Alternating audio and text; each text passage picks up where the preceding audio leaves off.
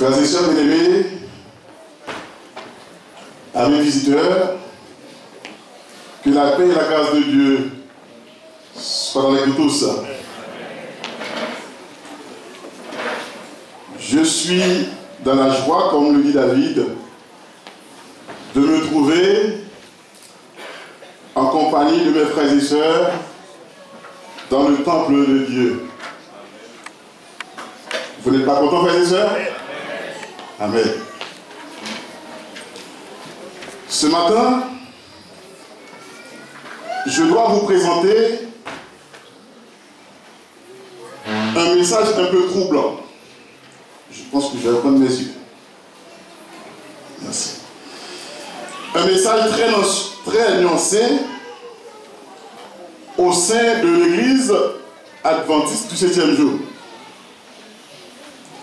Un message qui va peut-être vous bouleverser. Et vous allez sans nul doute, après l'audition de ce message, vous questionner sur les croyances de l'Église adventiste du 7e jour, sur nos pratiques religieuses. Mais mon but n'est pas de vous blesser. Je n'ai pas cette intention-là. À chaque fois que je prends la parole, la manière dont l'Église réagit me dit que l'Église apprécie toujours les sermons présentés par son serviteur. Je vous remercie pour cette appréciation que vous traduisez envers moi, mais je dois vous dire quand même, frères et sœurs, la vérité. Puisque jusqu'à présent, je suis votre premier ancien, c'est une responsabilité pour moi, en tant qu'ancien de l'Église, je dirais, ou est-ce que je pourrais dire au nom du corps pastoral de l'Église, de corriger certaines choses. Donc, j'ai pris le temps de prier, de demander à Dieu son Esprit Saint, ou de demander au Saint-Esprit de travailler dans nos cœurs. S'il y a quelques points qui vous sont obscurs, qui ne sont pas clairs pour vous, le Saint-Esprit va faire ce travail en nous.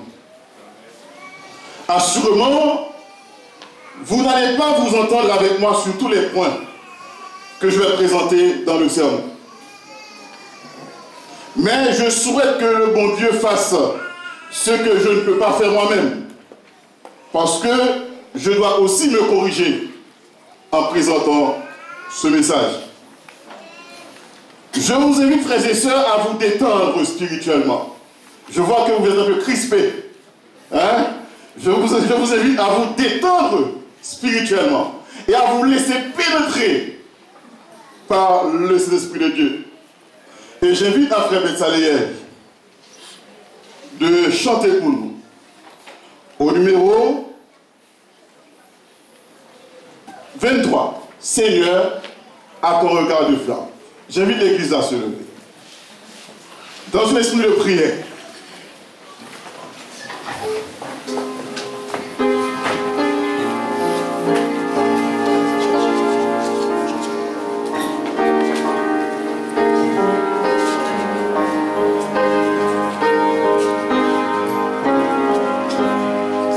Yeah.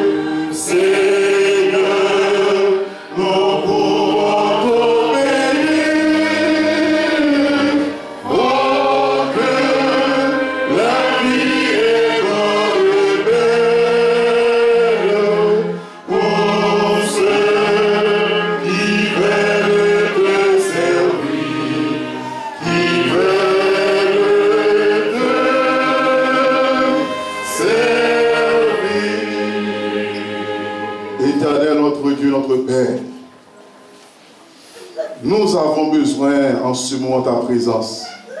Viens Seigneur d'étendre nos cœurs afin que ta parole puisse nous pénétrer. Que cette parole puisse nous transformer et nous prépare pour la vie éternelle au nom de Jésus. Amen. Merci.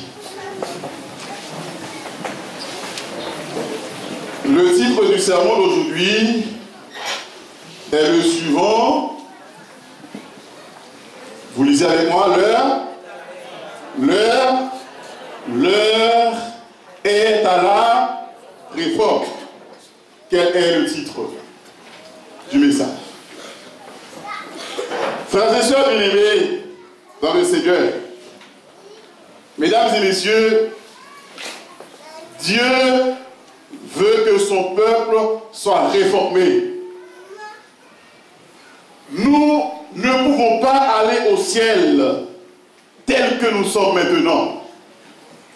Il est impératif, il est même impérieux, il est même urgent que nous puissions expérimenter cette réforme spirituelle. Amen, frères et sœurs. Dans Osée, chapitre 10 et le verset 12, le prophète nous dit, vous lisez avec moi, semer selon la, moissonner selon la miséricorde. Déchiffrez-vous un champ nouveau. Il est temps de chercher l'Éternel jusqu'à ce qu'il vienne et répand pour vous la justice. Il est temps de l'église de Maranatha, il est temps que vous et moi nous cherchons qui? L'Éternel des âmes. Le texte nous dit, nous devons déchiffrer un champ nouveau. En d'autres termes, nous devons nous réformer. Amen, frères et sœurs. Savez-vous, frères et sœurs, que le Christ est à la porte? Vous le savez ou non? En voyant la manière dont nous nous comportons à l'église ou à l'extérieur, notre style de vie me dit que vous n'avez pas envie du retour du Christ. J'ai l'impression qu'il y a certains chrétiens adventistes qui voudraient encore et encore rester sur cette terre, malgré les maladies, malgré les souffrances. Je dirais maintenant, excusez-moi cette expression, la terre pue la mort. Partout où on passe, il y a la mort. La mort s'installe sur cette terre. Il est temps, frères et sœurs, que Jésus vienne. Ah non, vous n'êtes pas d'accord. Il est temps, frères et sœurs, que Jésus revienne. Mais pour qu'il revienne, nous devons nous préparer. S'il use de patience, c'est pourquoi? C'est pour que nous soyons prêts à son retour. Et Jésus a un idéal pour ses enfants. Son idéal se trouve dans 1 Pierre, chapitre 2, les versets 9 et 10. Vous, au contraire, vous êtes une race élue, un sacerdoce royal, une nation sainte, un peuple acquis, afin que vous annonciez les vertus de celui qui vous a appelé des ténèbres jusqu'à son admirable lumière. Vous qui autrefois n'étiez pas un peuple et qui maintenant êtes le peuple de Dieu, vous qui n'avez pas obtenu miséricorde, et maintenant, frères et sœurs bien-aimés, vous êtes le peuple de Dieu. Jeunes de l'Église, vous êtes le peuple de Dieu. Vous avez une identité. identité. Vous ne pouvez pas vivre comme les autres. Vous avez une identité. Mesdames, femmes de l'Église, vous avez une identité. Jeune homme de l'Église, nous avons une identité. Dirigeants de l'Église, nous avons une identité. Nous faisons partie du peuple de Dieu. Vous, au contraire, vous êtes une race élue, un sacerdoce royal, une nation sainte, un peuple acquis, afin que vous annonciez les vertus de celui qui vous a appelé des ténèbres à son admirable lumière. Et dans Esther, chapitre 3, verset 8, nous lisons: alors Amon dit au roi Assyrus, il y a dans toutes les provinces de ton royaume un peuple dispersé et, j'aimerais bien vous entendre là, il y a dans toute la France, je dirais, un peuple dispersé et parmi les peuples ayant droit des lois différentes de celles de tous les peuples et n'observant point les lois du roi. Il n'est pas dans l'intérêt du roi de laisser aller en repos. Frères et sœurs bien-aimés, vous êtes un peuple à part. Vous avez des lois différentes des autres. Les autres peuvent faire ceci. Moi, je ne peux pas le faire parce que je fais partie du peuple de Dieu. Nous sommes d'accord, frères et sœurs? Et dans Lévitique chapitre 18, nous lisons: l'Éternel parle à Moïse et dit: parle aux enfants d'Israël et tu leur diras: je suis l'Éternel votre Dieu. Vous ne ferez point ce qui se fait dans le pays d'Égypte, où vous avez habité, et vous ne ferez point ce qui se fait dans le pays de Canaan, où je vous mène.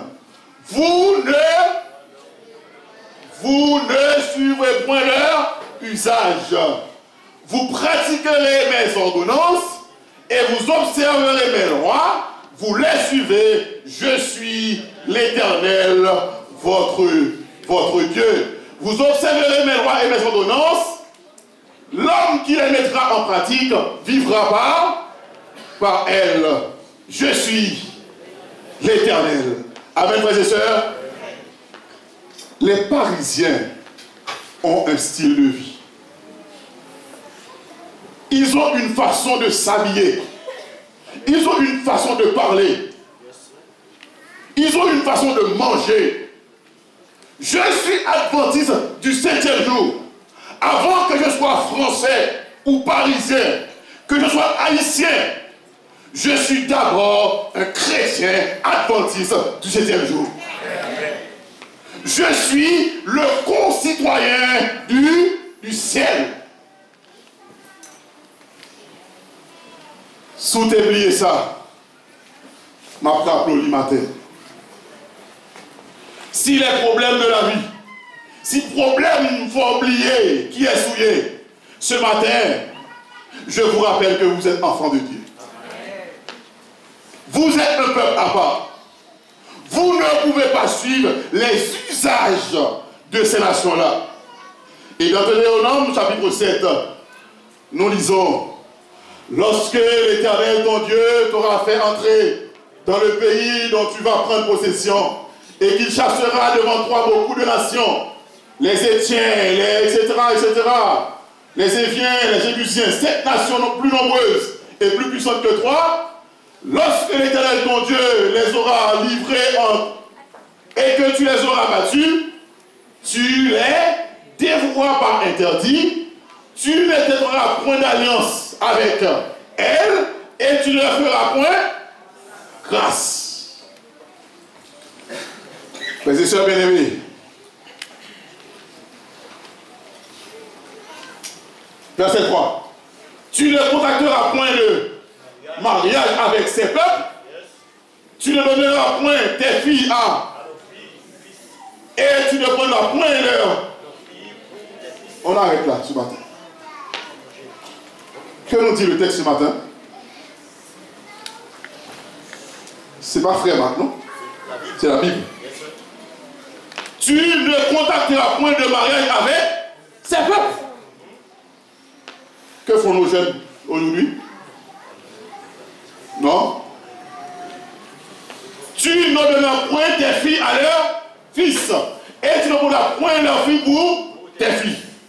Car ils détourneraient de moi tes fils, qui serviraient d'autres dieux, et la colère de l'Éternel s'enflammerait contre vous. Ils te détruiraient promptement. Voici au contraire comment vous agirez à leur égard.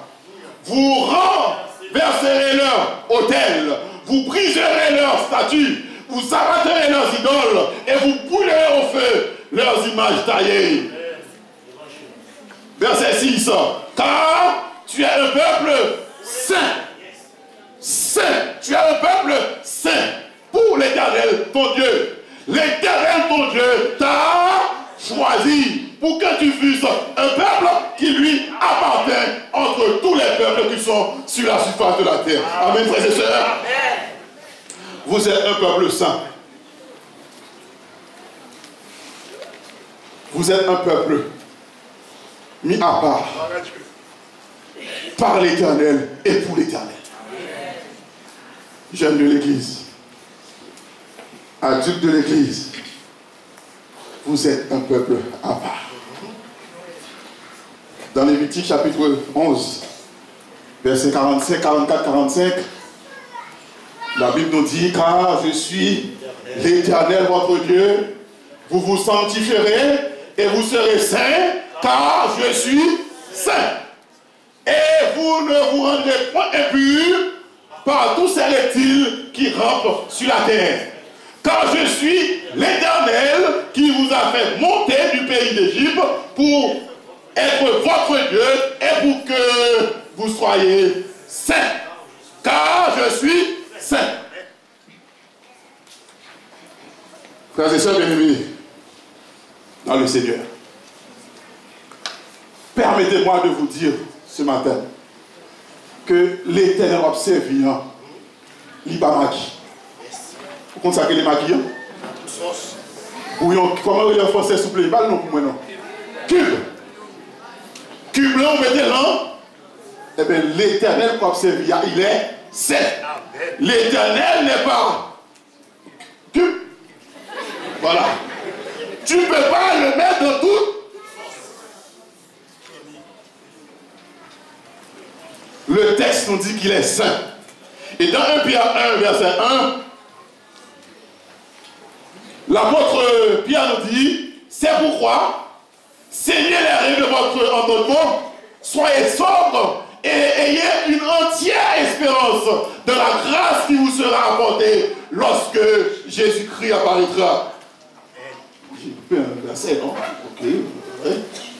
Et verset 14, comme des enfants obéissants, ne vous conformez pas aux convoitises que vous aviez autrefois quand vous étiez dans l'ignorance. Mais, puisque celui qui vous a appelé est saint, vous aussi, soyez saints dans toute... Aïe, aïe, aïe. Soyez saints dans une partie de votre conduite. Ah, mais vous lisez avec moi, soyez saints dans toute votre conduite, selon qu'il est écrit, vous serez saints, car je suis. Amen, frères et sœurs. Puisque Dieu nous appelle à la sainteté, Posons-nous la question ce matin. Quel est le fondement même de cette sainteté?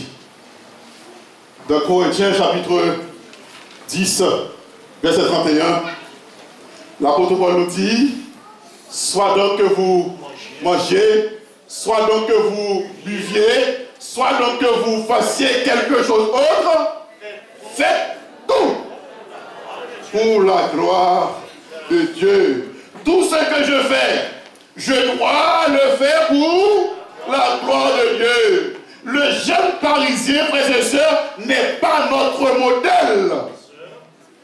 Les stars que vous regardez à la télé ne sont pas notre modèle. Petit pasteur, pas modèle. Petit ancien, pas modèle. La Bible nous dit, faites tout pour la gloire de Dieu. Tout ce que je mange, tout ce que je bois, toute autre chose, je dois faire tout pour la gloire de mon Dieu. Quel est le modèle du chrétien, frères et sœurs? Qui est notre modèle? Dans Hébreux chapitre 12, verset 1, nous donc aussi, puisque nous sommes environnés d'une grande nuée de témoins, rejetons tout fardeau et le péché qui nous enveloppe si facilement et courons avec persévérance dans la carrière qui nous est ouverte. Ayant les regards fixés sur Jésus, le chef et le consommateur de la foi, qui, en vue de la joie, qui lui est, aidez-moi s'il vous plaît,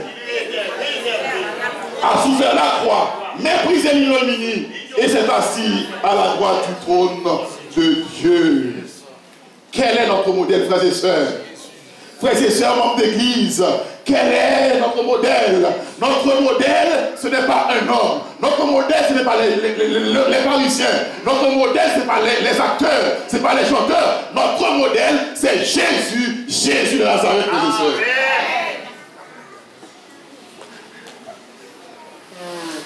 Vous n'êtes pas appelés, frères et sœurs, à suivre le pasteur de l'église.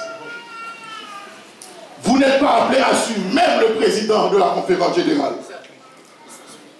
Vous n'êtes pas appelés à suivre le conseil du comité d'église, tel qu'il soit. Vous êtes appelés à suivre uniquement Jésus de Nazareth. C'est Jésus qui est notre modèle ce matin. Frères et sœurs, si vous ne prenez pas Jésus pour modèle ou dans l'église adventiste actuelle, aïe aïe aïe, si ce n'est pas Jésus pour modèle ou dans l'église, ça, ce que je suis en train de vous dire, c'est très important, frères et sœurs. Il y a tellement de choses drôles qui se passent à l'intérieur de cette église. L'église adventiste que tu comptes. Si vous n'avez pas comme modèle celui qui est mort pour vos péchés, celui qui s'est sacrifié pour vous, je dirais que vous êtes fichus. Frères et sœurs bien-aimés, il y a des gens qui quittent l'église pour monde. Qui est-ce qui est mort pour? L'éternel des armées. Président conférence générale, t'es mort pour? Pasteur Emile, t'es mort pour? Le frère Marc qui te parle là, t'es mort pour? Directeur là, il t'es mort pour? Et pour qui sont quittés l'église pour moun sa yo? Puisque, frères et sœurs, c'est Jésus qui t'est mort pour moi, quel que soit le problème, non, m'a suivi Jésus pour le temps, pour l'éternité. C'est Jésus, frères et sœurs. Je vous donne cet homme comme exemple, l'exemple parfait. C'est pourquoi, quand vous mangez, ça va manger, dis si Jésus t'a mangé aussi. Les habillés. Dis, Jean habillé, est-ce que Jésus t'a habillé comme ça? Aïe, aïe, aïe, aïe, aïe, frère Marc, quand on fait comme matin. Frère Marc, quand on fait comme matin. Frères et sœurs, voici le modèle du chrétien.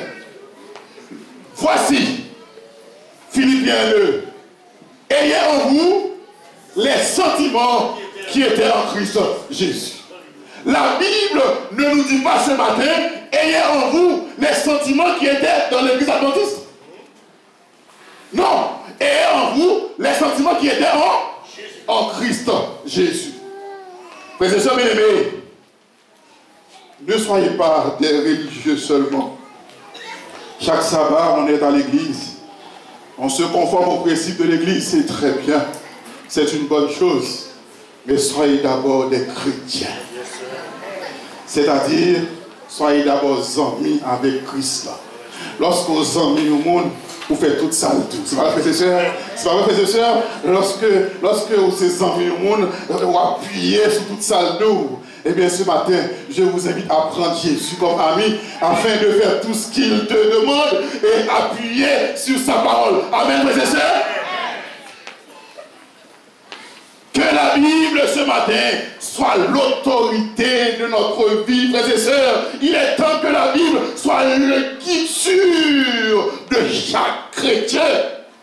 Et dans Éphésiens chapitre 5, verset 1-2, l'apôtre Paul nous dit: devenez donc les imitateurs de Dieu comme des enfants bien-aimés et marchez dans la charité à l'exemple de Christ qui nous a aimés et qui s'est livré lui-même à Dieu pour nous comme une offrande et une sacrifice de bonne odeur. Jeune fille de l'église, jeune garçon de l'église, membre de l'église, imitez Dieu dans tout ce que vous faites. Et dans Colossiens chapitre 3, versets 1 à 4, on continue, lisons ensemble. Si donc vous êtes ressuscités avec Christ, cherchez les choses d'en haut où Christ est assis à la droite de Dieu. Affectionnez-vous aux choses d'en haut et non à celles qui sont sur la terre, car vous êtes morts et votre vie est cachée en Christ. Verset 4. Quand Christ, votre vie paraîtra, alors vous paraîtrez aussi avec lui dans la gloire. Cherchez les choses d'en haut. Affectionnez-vous aux choses d'en haut. Le matin, affectionnez-vous au chant de la Bible. À midi, affectionnez-vous en nous aux choses d'en haut. Vous travaillez là, ou pensez à Christ. Ou dans l'université là, ou pensez à Christ. Ou dans club d'études là, pendant des baillots, ou invitez Christ. Oh frères et sœurs, lorsqu'on invite, on vient manger. Quand on vous invite à passer à table, eh bien il faut penser à Christ. Attention, qu'est-ce qu'il y a là? Qu'est-ce qu'il y a là? Comme les enfants de Dieu dans le palais du roi. Nous on veut pas ça, nous on veut ça, et on va voir. Oh, il y a un bagage pour boire. On nous donne quelque chose à boire. Tout le monde a pris du vin. Attention.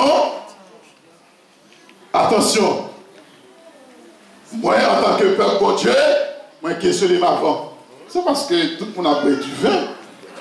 Tant que vous faites ça, comme 21. Après, 23 frères pour vous, petit bon Dieu. 23 frères, par nous 22, 23. Oh, frères et sœurs, Christ a tellement dans nous, dans tête nous, dans corps nous. Eh bien, quand on nous invite, eh bien, on pense tellement à Christ. On pose toujours la question. Jésus, frères et sœurs, comme on dit en créole, il doit dans le corps, il doit dans la tête, il doit dans le pied, il doit dans tout le corps. Cherchez ce matin, frères et sœurs, les choses dans. Frères et sœurs, nos pieds sont encore sur terre, mais nos yeux sont fixés vers le ciel. Serrez au matin. Serrez. Quelle est notre attitude par rapport à la mode? Serrez ça tout matin, frères et sœurs. Voici la recommandation du ciel. Romains chapitre 12. Les versets 1-2. Vous lisez? Je vous entends. On recommence. Je vous exhorte, nos frères, par les compassions de Dieu, à faire quoi? À offrir vos corps comme saint, agréable à Dieu, ce qui sera de votre part un culte raisonnable. Ne vous conformez pas au siècle présent, mais soyez transformés par le renouvellement de l'intelligence, afin que vous discerniez quelle est la volonté de Dieu, ce qui est bon, agréable et parfait. Ne vous conformez pas au siècle présent. Déjà, je m'excuse, je vais prendre un peu plus de temps ce matin. Mon église, ne vous conformez pas au siècle présent. Ce n'est pas toute bagaille. Le monde bat où vous prendre. Tout ce que vous trouvez dans le monde, tu prends et tu viens à l'église avec. Avant de prendre quelque chose dans le monde, vous devez savoir leur origine et leur signification. Habillement le monde, pas qu'à vous moins. Avant de porter un habillement, il faut que je me demande côté le sauter et vous qui ça vous mettez. Alléluia.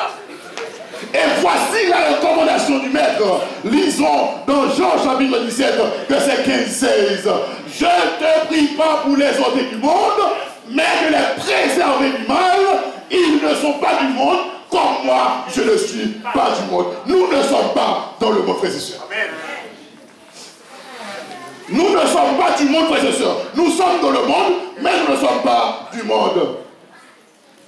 Sauf si vous c'est Arancel. Si c'est Arancel. Ou bien c'est mort, parce que dans la mer, est-ce que les petits poissons qui vivent dans la mer sont salés? Non. Non. Non, ouais. Nous sommes dans le monde. Mais nous ne sommes pas du monde.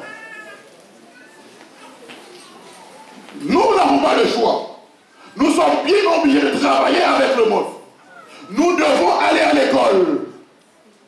Rien ne nous empêche d'aller à l'école. Nous avons des amis non chrétiens. D'ailleurs, nous avons une mission envers eux. Mais nous ne faisons pas ce que le monde fait. Il est dit dans 1 Corinthiens 6, verset 19-20, ne savez-vous pas que votre corps est le temple du Saint-Esprit qui est en vous, que vous avez reçu de Dieu et que vous ne point à vous-même, car vous avez été rachetés à eux. Glorifiez donc dans votre qui appartiennent à Dieu. Adventistes, frères et sœurs, votre corps ne vous appartient pas. Il y a quelqu'un qui dit, frère Marc, moi quand je fais sembler à corps, je peux faire ce que je veux avec mon corps. Ce n'est pas vrai. Vous ne pouvez pas ce que vous voulez avec votre corps. Cette attitude n'est pas chrétienne parce que la Bible dit, notre corps est le temple du Saint-Esprit. Donc, tout ce que je mets à l'intérieur du corps, sur le corps, doit plaire à Dieu. Amen. Frères et sœurs, la Bible nous invite à être mis à part. Comment les anges adorent-ils Dieu? Lisez avec moi, frères et sœurs, Ésaïe, chapitre 6. L'année de la mort du roi Osias, je vis le Seigneur assis sur un trône très élevé, et les pans de sa robe remplissaient le temple. Des séraphins s'éteignaient au-dessus de lui. Il avait chacun 6 ailes, 2 dont il se couvrait la face, 2 dont il se couvrait les pieds, 2 dont il se servait pour voler. ils criaient l'un à l'autre et disaient, Saint, Saint, Saint est l'Éternel des armées, toute la terre est pleine de sa gloire. Amen, frères et sœurs, toute la terre est pleine de sa gloire. Les anges ont combien de ailes, frères et sœurs? 6 ailes. Deux pour se couvrir les pieds. 2 pour se couvrir comment? Les pieds. Frères et sœurs, qu'en est-il de notre adoration ce matin? Robe ou jupe ou potéa, comment lier devant l'Éternel? Je vous questionne ce midi. C'en est assez à l'église de Maranatha. Je vous questionne ce matin. Vous venez adorer Dieu? Qu'en est-il des anges? J'ai comme l'impression, on n'a plus de crainte pour ce grand Dieu. Vous n'êtes pas venus, frères et sœurs, adorer l'ancien de l'église. Aussi beau gosse que le jeune homme taillé, ou pas venu adorer. Vous n'êtes pas venu adorer, vous êtes venu adorer, frères et sœurs, celui, écoutez bien, celui qui a fait le ciel, la terre, la mer, les sources d'eau et tous ceux qui s'y trouvent. L'Éternel des armées. Il y a une manière de l'adorer. Ne venez pas me dire que vous pouvez adorer Dieu comme vous voulez. Dieu, il est miséricordieux, il est ceci, il est ceci. Attention, frères et sœurs. Attention. Tout ce qui doit être fait doit être conforme à la volonté de Dieu. Moi, pas qu'à choisir, j'en voulais adorer, mais c'est je voulais m'adorer là, c'est comme ça pour m'adorer. Nous sommes d'accord, frères et sœurs? L'ange de Dieu, pour adorer mon Dieu, couvrit pied. Symbole de révérence. Symbole de révérence. Frères et sœurs bien-aimés dans le Seigneur, la mode est une tentation au dernier jour. Je dois répéter? La mode est quoi? Est une tentation au dernier jour. Aujourd'hui, il y a un problème. La question du vêtement est posée partout. Et le vêtement définit la valeur d'une personne, son origine sociale. Tout d'abord, frères et sœurs, le vêtement est là pour protéger le corps de l'environnement. C'est normal. Nous ne pouvons pas marcher nus. Cependant, pour souligner les grandes occasions, par exemple, on ne s'habille pas de la même manière pour aller travailler, pour faire du sport ou assister à un mariage. Mais,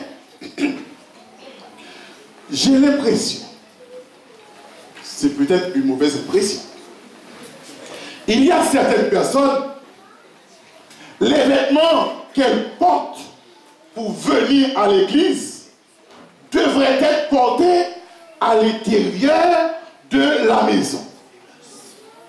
J'ai comme l'impression, il y a certaines de nos sœurs à l'église, la manière dont elles se sont vêtues, moi j'ai l'impression, c'est dans la chambre avec Marie-Laure.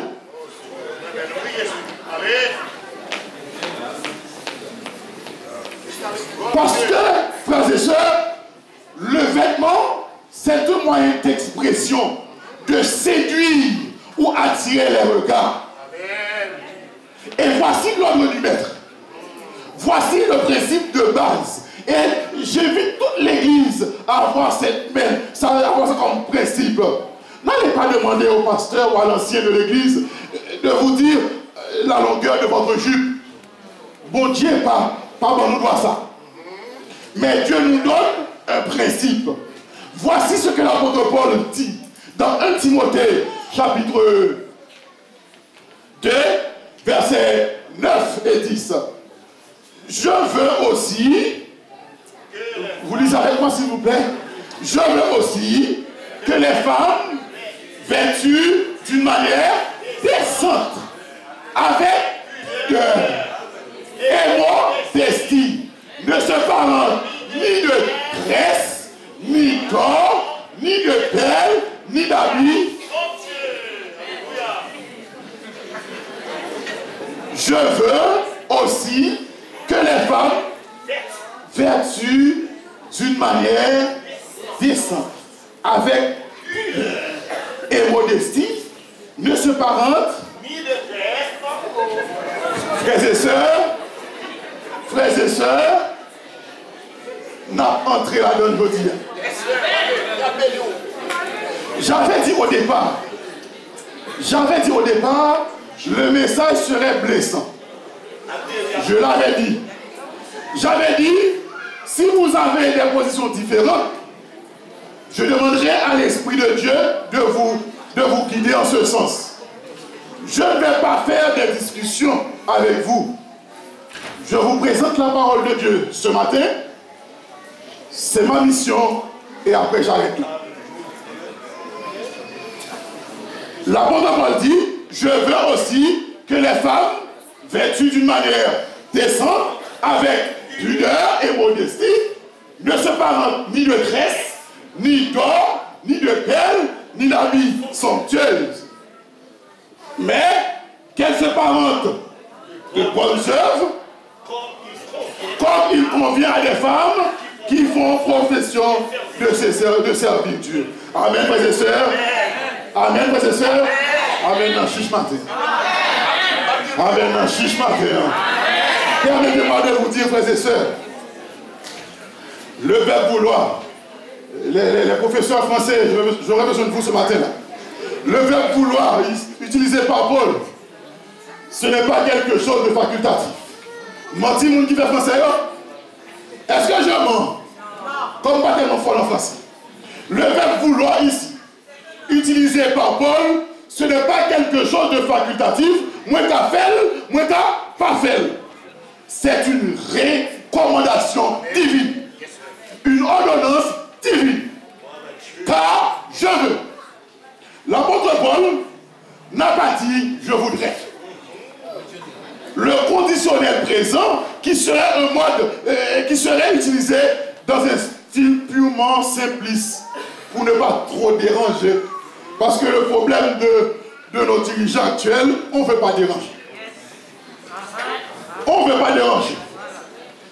Le je veux ici, le présent veut dire que c'est une ordonnance. J'ordonne. Paul parle sous l'inspiration de l'esprit, parce qu'en tant que vrai adventiste, nous dit l'écriture est inspirée de...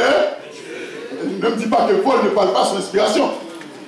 C'est pas vrai? Paul parle ici sous l'inspiration divine que les femmes vêtues d'une manière décente. Qu'est-ce que ça veut dire?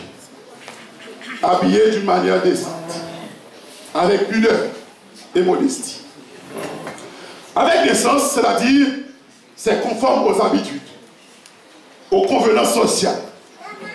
En d'autres termes, la manière dont je dois m'habiller doit être conforme aux usages. Je dois m'habiller de telle sorte que Dieu prenne plaisir et que mon habillement doit être fait pour la gloire de Dieu. Parce que l'apôtre Paul nous a dit ce avant, tout ce que je fais, je dois le faire pour qui? Pour la gloire de Dieu. Avec pudeur. Je suppose qu'il y a beaucoup d'Haïtiens ici, là, ouais. Quand on joue à Haïti, il nous sent pudeur. Aïe, aïe, aïe. Hein? Les Haïtiens, là. Hein? Les Haïtiens, vous êtes là? Quand un jeune garçon regarde une jeune fille, ah, je sens pudeur. Hein? S'ils sont pas contents de passer à la taille, et chez nous, quand quelqu'un te dit, où sans pudeur, Aïe, aïe, aïe, aïe, aïe. Frères et sœurs,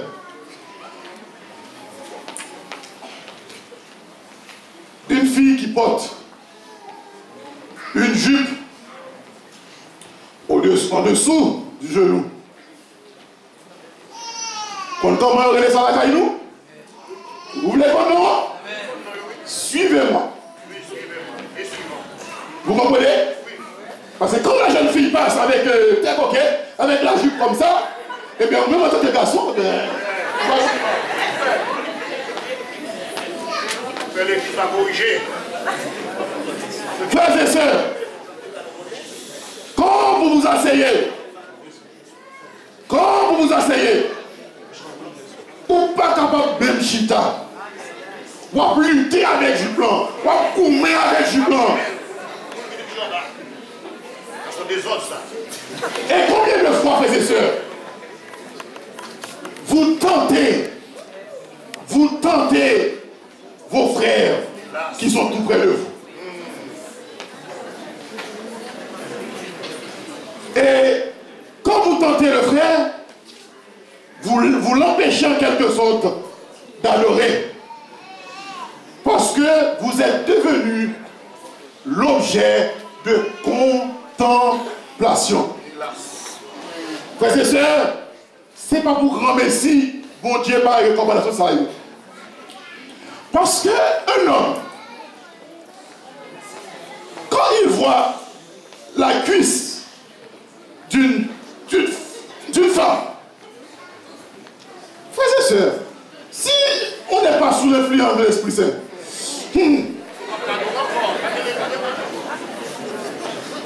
où est-ce qu'il dégage fait l'église? Est-ce que vous imaginez qui dégage fait l'église? L'idée ici dégagée par Paul, c'est que Dieu insiste à vous dire que les femmes de nos églises, vêtues d'une manière décente, avec pudeur et modestie, ne se parentent ni de tresses, ni d'or, ni de perles, ni d'habits somptueux, mais, pendant qu'elles se parentent de bonnes œuvres, comme il convient à des femmes qui font profession de servir Dieu. Chers sœurs de l'Église, je suis en train de vous blesser. Je sais que vous m'aimez beaucoup. Je sais que vous m'appréciez beaucoup. Mais je ne suis pas là pour vous dire que Jésus guérit seulement. Mais je suis là également pour vous dire que vous êtes un peuple à part. Amen. Vous êtes une race élue, un sacerdoce royal, une nation, un peuple. Ces recommandations, frères et sœurs, sont adressées au peuple de Dieu. Si la parole de Dieu nous parle ce matin, c'est parce que nous sommes enfants de Dieu. N'allez pas me dire, ah frère Marc, dans cette situation, est-ce que m'a sauvé? La question n'est pas là ce matin. Si vous me posez cette question, je ne pourrai pas vous répondre. Parce que la Bible ne me dit pas si habiller tel genre a sauvé. La Bible me dit dans Jean 3, 16. La Bible me dit dans Jean 3, 16. Est-ce que je suis là, non? Okay. Vous connaissez le texte? Car Dieu a tant aimé le monde qu'il a donné son Fils, afin que quiconque croit dans lui ne périsse point, mais qu'il ait la vie éternelle. En d'autres termes, pour sauver, vous avez besoin de Jésus dans votre vie. Mais, en tant qu'enfant de Dieu, je ne peux pas m'habiller des fois. Comment? Nous sommes d'accord, frères et sœurs? Moi, pas fait yo. Aïe, aïe, aïe. Quand on étudie avec les autres, quand les autres nous posent la question, est-ce que ça va sauver nous? Ça nous répond Dieu. On n'observe pas le sabbat pour être sauvé, mais on observe le sabbat parce que nous sommes déjà. Aïe, aïe, aïe. Aujourd'hui, la parole de Dieu nous dit la même chose. Hein? Ce que Dieu nous demande de faire ce matin, ce n'est pas pour être sauvés, mais c'est parce que nous sommes déjà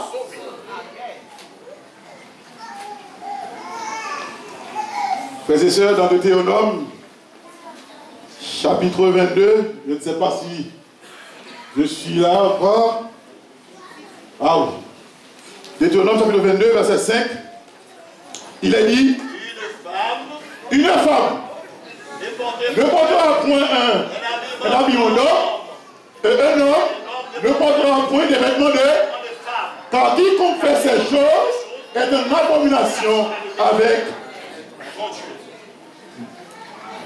Ah, cette recommandation a été clouée sur la croix. Hein? Vous ne comprenez pas? Ce texte a été cloué sous la croix. Oui ou non? D'où le problème du port des pantalons par les femmes. La Bible, frères et sœurs, ne donne pas beaucoup de détails. Mais la Bible jette des principes. Ce sont les principes qui doivent nous guider. Pour le port de vêtements, il donne un principe. Remarquez très bien, la Bible n'a pas dit pantalon ici. Je ne peux pas dire pantalon là. Vous êtes d'accord avec moi? Le texte a bien dit, une femme ne portera point un habit d'homme. Et un homme ne portera point des vêtements, c'est clair. C'est un principe. On doit aborder le texte de manière objective, comme étudiant de la parole de Dieu. Qu'en est-il du port de pantalon? Tout d'abord, permettez-moi de placer le texte dans son contexte social et culturel. À l'époque où le texte a été écrit, comment habiller les gens? Et j'ai fait une petite recherche pour vous. On nous dit que le vêtement masculin ou féminin comportait 2 pièces. Je voulais trouver des images, mais je n'ai pas eu le temps. Le sous-vêtement ou tunique atteignait presque les genoux. Ces pièces avaient ordinairement les manches courtes, mais on portait aussi une tunique longue à manches complètes. On la tissait sans couture. Les vêtements féminins étaient plus longs et plus amples que ceux masculins.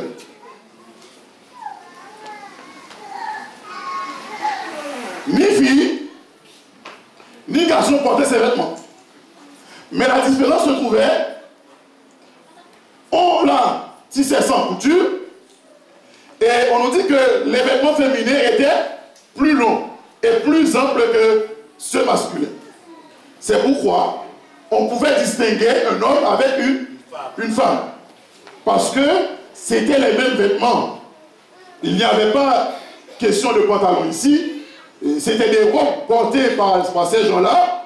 Et nous sommes dans une culture purement orientale. Ce n'est pas la culture occidentale, la culture orientale où le texte a été écrit, où cette parole de l'Éternel a été prononcée. Et Dieu donne un principe général qui doit guider tous les peuples de la terre, tous les chrétiens, quel que soit le gouvernement, quelle que soit la société. Et voici le principe, c'est que l'habillement d'un homme, on ne doit pas le porter en tant que... Et l'habillement d'une femme, je ne peux pas le porter en tant que... C'est-à-dire, dès qu'on confectionne quelque chose pour un homme, une femme ne peut la porter. Nous sommes d'accord, frères et sœurs? Mais quand vous mettez un pantalon, désolé les filles ce matin. Allez frère, je vais parler. Quand vous mettez un pantalon,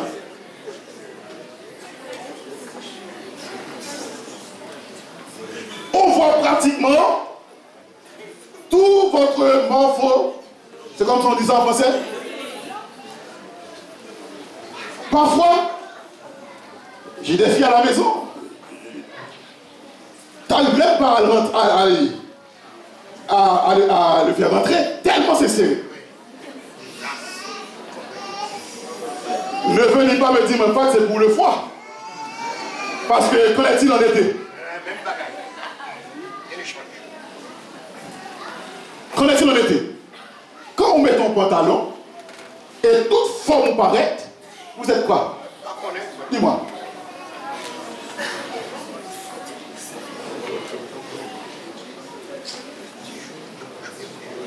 De qui on se moque? La parole de Dieu dit, on ne se moque pas de Dieu. À bon entendeur, salut. Je connais des sœurs, malgré le froid, qui n'a jamais porté un pantalon, mais qui n'a jamais été tué par le froid. Alléluia. Nous là comme témoin. Et qui puisait maintenant, on vient même à l'église avec. Hélas. Sera, c'est on vient même à l'église avec. L'on vient à l'église avec pantalon ça, c'est pour qui est-ce qu'on pour frère Marc?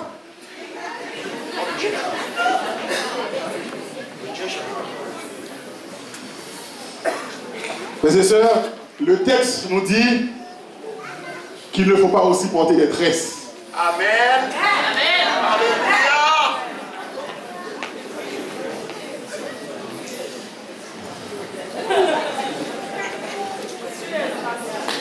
Frères et sœurs bien-aimés, voilà les recherches que je fais pour vous.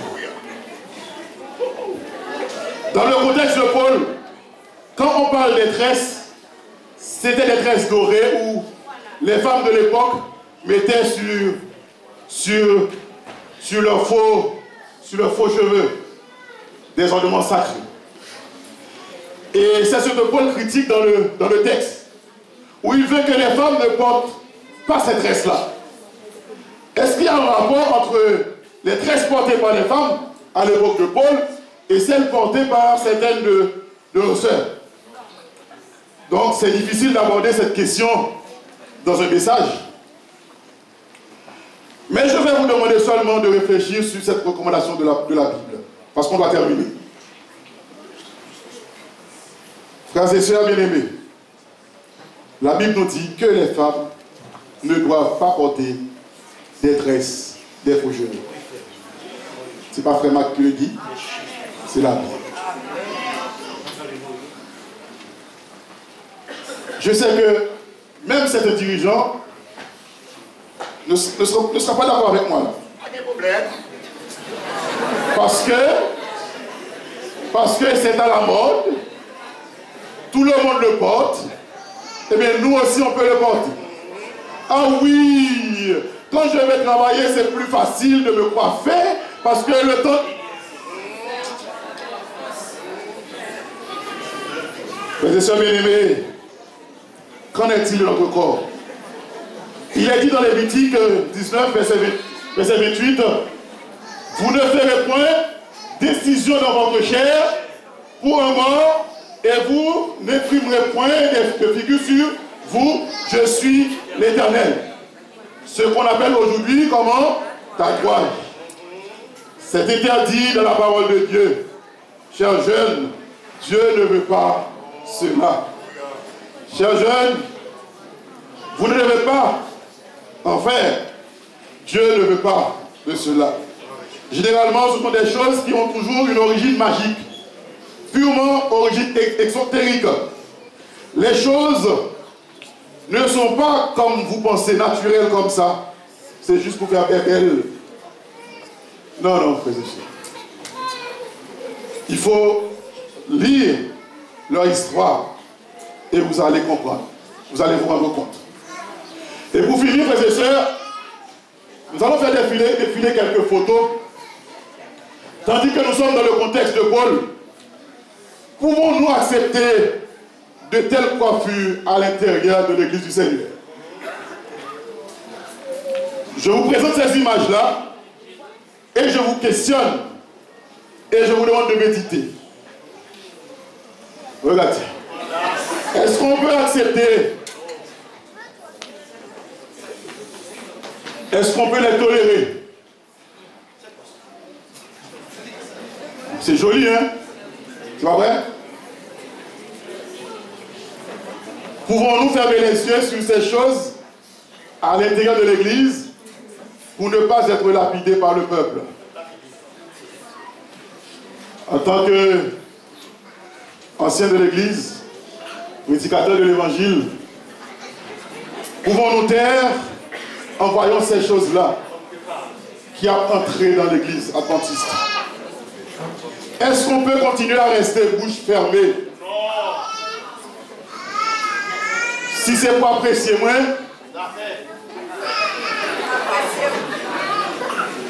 il en est assez. Il en est assez, frères et sœurs, à l'Église. Vous êtes des officiers d'Église, vous travaillez avec nos enfants. Quel exemple vous leur donnez?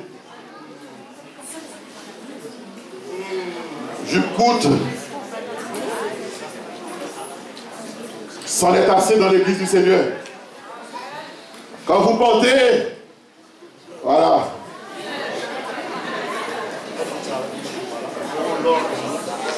Heureusement, dans cette église, on n'a pas l'habitude de dire béni soit l'Éternel. Parce que si on dit béni soit l'Éternel, là, quand une jeune fille, on n'a pas fait comme ça. Ou bien on a fait comme ça, béni soit l'Éternel. Hélas. Hélas. Voilà. On trouve ces gens de tenue sur nos sœurs, frères et sœurs. Je défile ces photos. C'est pour qu'on puisse voir ensemble est-ce qu'on peut tolérer ce genre de choses, non seulement à l'église, mais à l'extérieur. Ouais. Regarde ça. Si on m'avait dit que l'église adventiste, c'était des nudistes, je n'allais pas me faire convaincre. On vient presque tout nu à l'église actuelle. Pour faire belle, pour être à la mode, pour être au 21e siècle, pour être zen. Regarde ça. Nos jeunes, c'est comme ça. Hein? Quand ils sont à l'église, voilà, pantalon comme ça. Mais... Regarde ça. Regarde ça. Hein? Les filles, nos filles, regarde ça. C'est pour le fun de porter ça? C'est un garçon? Oui, c'est une fille. C'est bien une fille. C'est bien une fille, ma soeur. C'est bien une fille. Hey. Regardez ça. Vous êtes, frères et sœurs, un peuple spécial. Nos lois sont différentes des autres. Regarde ça. Excusez-moi pour l'image ça. Excusez-moi pour l'image ça. Yo, même obligé de montrer. Regarde ça. Ça, c'est pour nos chrétiens, non? Regarde ça. Voilà. Regarde ça. Les faussons. Toutes couleurs. Actuellement, si je demande chaque jeune fille, montrer le meilleur, je fait comme à l'école, tu apprendrais. Toutes nos jeunes filles sont fiancées actuellement. Toutes les petites bagues fiancées dans le web. Hein? Frères et sœurs, nous sommes un peuple à part. Ça, c'est pas pour nous, frères et sœurs. Nous sommes dans le monde, mais on n'est pas du monde. Regarde ça. Ça, c'est pas pour nous, ça, frères et sœurs. C'est pas pour nous, ça. Bon, il est temps que je me taise. Il est temps que le discours cesse et que l'Esprit de Dieu travaille dans le cœur de chacun de nous. Ce que les mots ne peuvent pas convaincre, Mais l'Esprit de Dieu peut convaincre. Frères et sœurs, je respecte votre opinion. Si nous ne sommes pas d'accord sur certains points ce matin, comme je suis un responsable de cette église,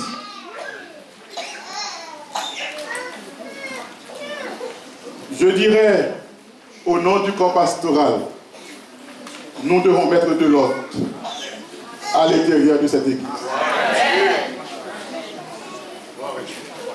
Et nous allons commencer avec les officiers et les siégeants. Parole parlée, parole comprise. Je fais mes yeux pour ne pas regarder personne ce matin. Frères et sœurs membres de l'église, n'allez pas me dire que le frère Marc commençait à péter le monde dehors. L'église là. Non, non. Pas dit ça. Si on dit ça, bon Dieu va prendre plaisir dans ça. Moi, pas dire où mettons dehors l'église là. Jésus nous dit ce matin, venez à moi, vous tous qui êtes fatigués et chargés, et je vous donnerai du repos. Et avec la femme adultère, Jésus dit, côté monde qui t'est condamné au lieu, allez, pas pécher encore. Bon Dieu paraît poussé. Quel que soit jonté habillé, viens joindre Jésus. Et Jésus vous pardonnera et il vous dira, allez et ne les portez plus. Nous sommes d'accord, frères et sœurs? Nous sommes d'accord, frères et sœurs? Que Dieu vous bénisse ce matin. Que mon Dieu bénisse cette fois, mon frère.